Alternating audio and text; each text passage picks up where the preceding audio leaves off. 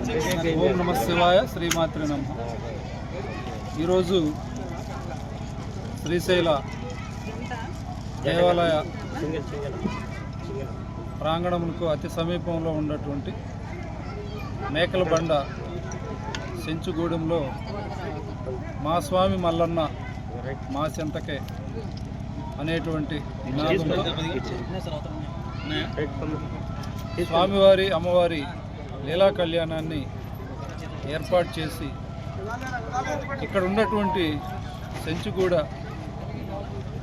ప్రజానీకానికి స్వామివారిని అమ్మవారిని వారి దగ్గరకు చేర్చి ఈ కళ్యాణం అనంతరం స్వామివారి యొక్క అమ్మవారి యొక్క శేష వస్త్రాలని వారికి బహుకరించడం, అదేవిధంగా ప్రసాదాన్ని వితరణ చేయటం ఈ కార్యక్రమం యొక్క ఉద్దేశం. ఈ కార్యక్రమం గతంలో 2019 మనకు ఈ కరోనా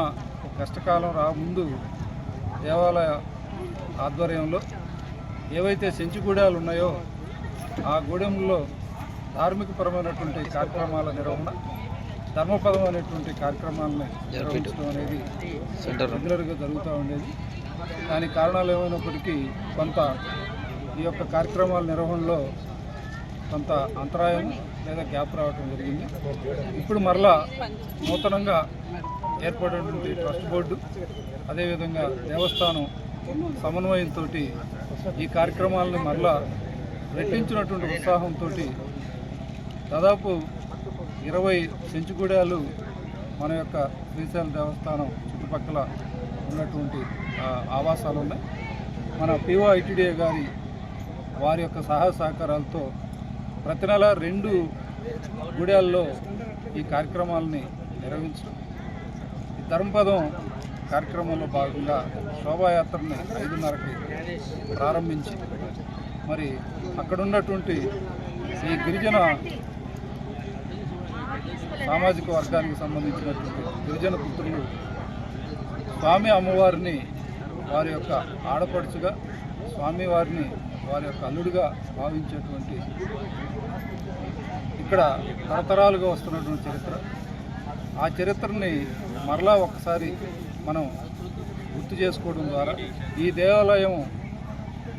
ఈ గిరిజన పుత్రులకి సమయోచితంగా వారికి ప్రాధాన్యత ఇస్తూ వారి భాగస్వామ్యాన్ని దేవాలయంలో ఇప్పటికే అనేక మంది పారిశుద్ధ్య కార్మికులుగా, సెక్యూరిటీ గార్డులుగా,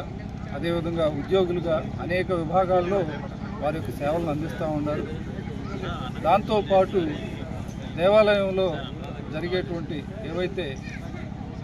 గ్రామోత్సవాలు ఉంటాయో ఆ గ్రామోత్సవాల్లో మొట్టమొదటగా మొదటి వరుసలో వారి సాంప్రదాయ వస్త్రధారణ, అదేవిధంగా సాంప్రదాయ వృత్తి రీతులతోటి ఈ కార్యక్రమాలని మనం ముందుండి నడపడం అనేది నేను కార్యనిర్వహణాధికారిగా పదవి బాధ్యతలు స్వీకరించినాక గౌరవ ముఖ్యమంత్రి వర్యులు, అదేవిధంగా గౌరవ దేవాదాయ శాఖ మంత్రివర్యులు వారు ఇచ్చినటువంటి ఆదేశాల మేరకు ఇక్కడ ఉన్నటువంటి సాంప్రదాయ సెంచు కుటుంబాలని వారికి ప్రాధాన్యత ఇస్తూ వారి యొక్క సాంప్రదాయాలను మనం గౌరవిస్తూ కార్యక్రమాల్లో మొదటి వరుసలో ఫలితాంబూలాన్ని వాళ్ళకి ఇవ్వటం అనేది ఆనవాయితీగా వస్తామని, భవిష్యత్తులో కూడా వీలైనంత వరకు ఇంకా మెరుగైనటువంటి అనేక కుటుంబాలకి దేవస్థానం ఆధ్వర్యంలో వారి యొక్క ఆర్థిక పరిస్థితి మెరుగుపరచడానికి ఏ అవకాశాలు ఉన్నా కూడా మేము ఇవ్వడానికి సిద్ధంగా ఉన్నాం. అదేవిధంగా పిఓ ఐటీడీఏ వారితో సమన్వయం చేసుకోవడం ద్వారా వారి ఉత్పత్తులు ఏవైతే ఉన్నాయో ఆ ఉత్పత్తులను కూడా మనము కొనుగోలు చేసి దేవస్థానం ద్వారా భక్తులకి ఏదైతే మనం అందించేటువంటి సేవల్లో వారి ఉత్పత్తులను కూడా వినియోగం చేయడం ద్వారా అటు ఉభయతారకంగా దేవాలయానికి వారు తయారు చేసినటువంటి ఉత్పత్తులు భాగస్వాములు అవుతారు, అదేవిధంగా కొంత ఆర్థిక వెసులుబాటు ఇవ్వటం అనేది కూడా మనం చేస్తానికి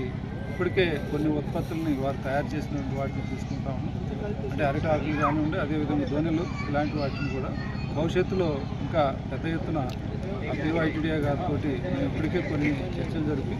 వారు ఇచ్చేటువంటి అదేవిధంగా వారు తయారు చేసిన ఉత్పత్తులను కూడా దేవాలయం యొక్క భక్తుల వినియోగంలో తప్పనిసరిగా వినియోగించుకుంటామని చెప్పేసి ఆశిస్తూ, అదేవిధంగా ప్రతి నెల 4వ వారంలో ఒకరోజు ప్రత్యేకించి కనీసం 500 మందికి తక్కువ కాకుండా ఉచిత స్పర్శ దర్శనాన్ని కల్పించడం ద్వారా మరి స్వామి అమ్మవార్లని వారు ఏదైతే గతంలో అనేక సంవత్సరాల పాటు ఇంతమంది భక్తులు లేనప్పుడు ఈ దేవాలయాన్ని వారు కాపాడుతూ ఇక్కడ ఉన్నటువంటి మరి ఈ క్రూరమృగాల నుంచి భక్తుల్ని కాపాడినటువంటి చరిత్ర ఇక్కడ ఉన్నది కాబట్టి సందర్భాలను బట్టి దేవస్థానం కూడా వారి యొక్క సేవలను వివిధ రూపంలో వినియోగించుకోవడం ద్వారా ఈ లీలా కళ్యాణాన్ని వారి కాలనీల్లో మా మల్లయ్య మా చెంతకే అని చెప్పేసి ఈ కార్యక్రమాన్ని నిర్వహించడం అనేది ఈరోజు చాలా చక్కగా ఆనందకరమైన వాతావరణంలో నిర్వహించడం జరిగింది. ఓం నమః శివాయ శ్రీమాత.